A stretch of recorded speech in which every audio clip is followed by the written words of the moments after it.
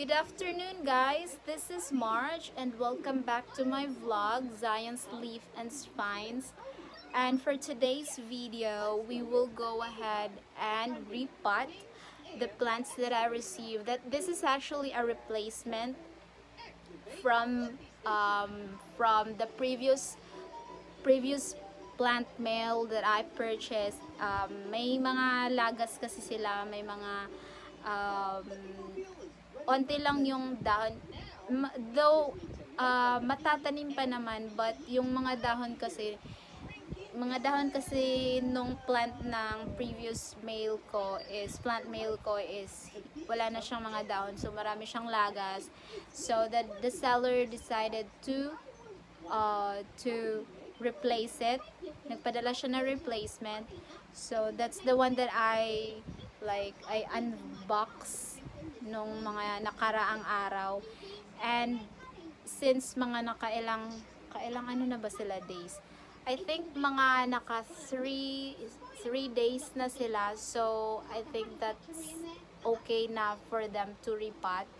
So we will prepare the pot for them para maripat na sila, because I don't want them to have to like fall more leaves, since yung clavatum is very sensitive, so kailangan na siyang iripat.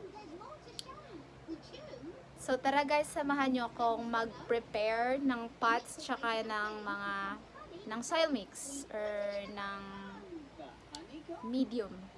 Okay, let's go! Hello guys, good afternoon. Ito yung mga pot ko, malalaking pot to sila. I don't know the sizes. Ito yung paglalagyan ko ng mga bago kong dating na succulents. And ipe-prepare natin, samahan nyo akong i-prepare yung soil mix na paglalagyan ng mga succulents. So may naano kasing nag-cut kasi ng grass yung papa ko, and I will do an experiment. I will put na yung mga nakat na grass ng papa ko dito. Tas ano na sila, parang yung last week pa yun siya nag-cut ng grass. So hindi na siya parang tawag nito, nangalanta na sila. So what I will do, I will put it here sa pot, sa ilalim ng pot, so that para makasave din tayo ng soil mix, since limited lang yung soil mix na nandito sa akin ngayon. And I don't have hindi pa ako nakabili ng soil mix for succulents actually. So tara, samahan niyo ako. Ito na guys. Ito na yung prepare ko or kinuha ko na ito, mga damo na nakat mga ilang linggo nang nakaraan, pati yan. Tapos nilagyan ko sa baba ng styrofoam para hindi siya sa soil mix. Nagtitipid kasi ako ng soil mix since malayo papadalhan pa ng soil mix. So yan yung ginawa ko. Tapos ilalagay ko ito, yan, bago tong real na soil mix ko. Ito yung soil mix ko, DIY lang din yan na soil mix. So let's go.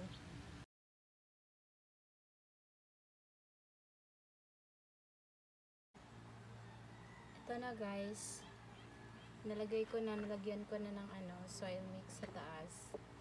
Tapos itatanim ko na siya. Tatanim ko na to.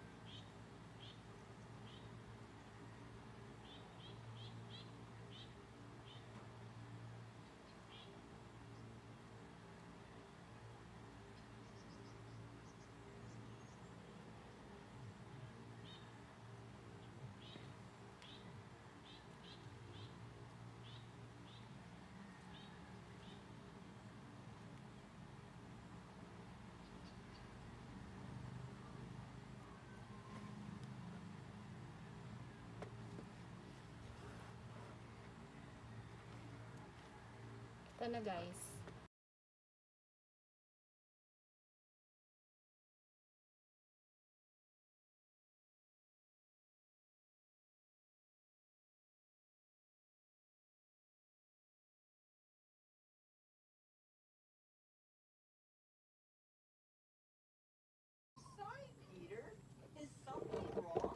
I'm almost done. This is my third pot of repotting.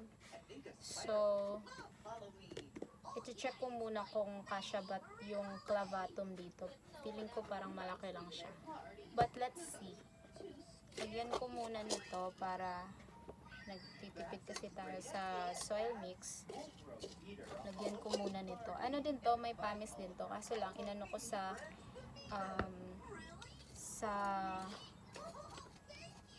philodendron ko na plant. Nilagay ko. Tapos, since wala na akong choice, kinuha ko na lang yung yung philodendron ko. Ililipat ko na lang yun.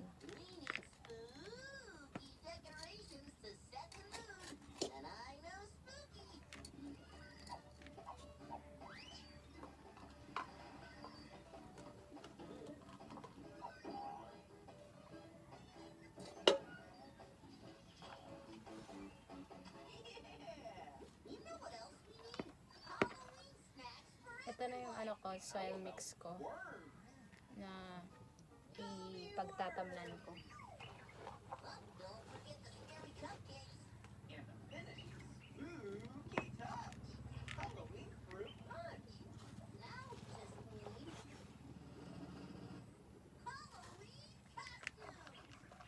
Ano lang to, yung mga tira-tirang sa karpintero, tira-tirang mga nilinis na kahoy. Tapos nilagyan ko ng pames, tsaka may kasama na din tong yung coco peat. Ano lang to, minamaximize ko lang yung anong available dito sa amin. Tapos yung ipa ng palay naman, meron naman, kaso may kalayuan din yung pagkukuhanan ko. Kaya hindi ko muna nilagyan siya ng ipa ng palay.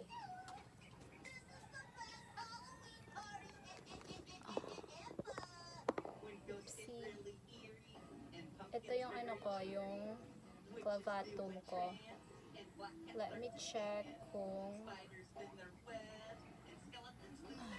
kasya ba siya dito.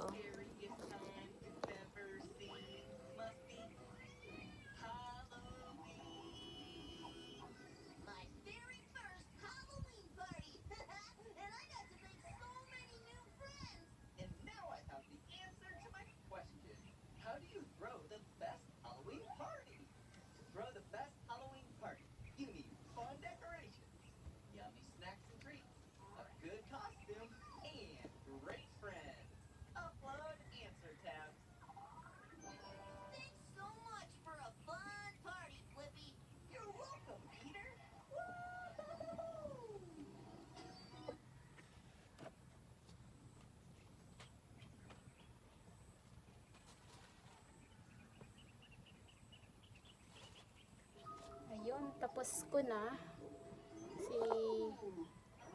Ko na naman yung isusunod ko yung burrito tsaka yung var apricot.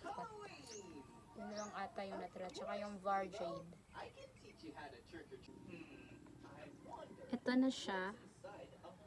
And lalagay ko na yung burrito.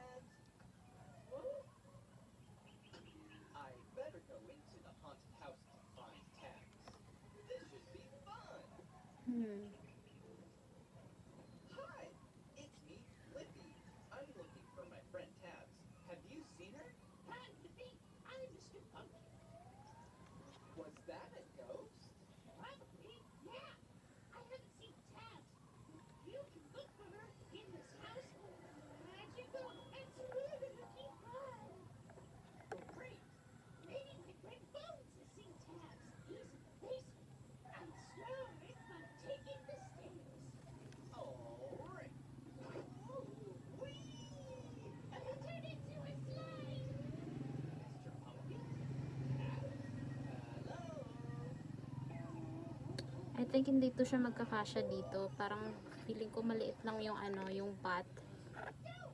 Ayan oh. So, yung isa na lang ilagay ko.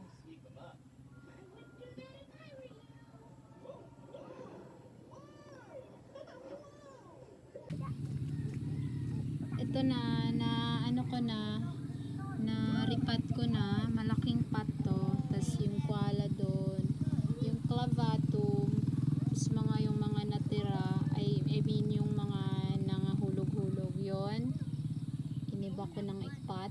Tas itong burrito, naghanap talaga ako ng pot, wala kasi akong available na pot, pero hinanapan ko siya, burrito.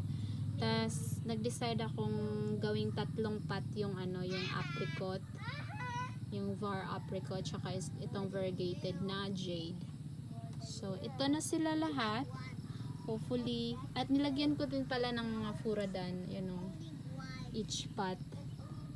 Hopefully ano sila, gaganda sila in the coming days.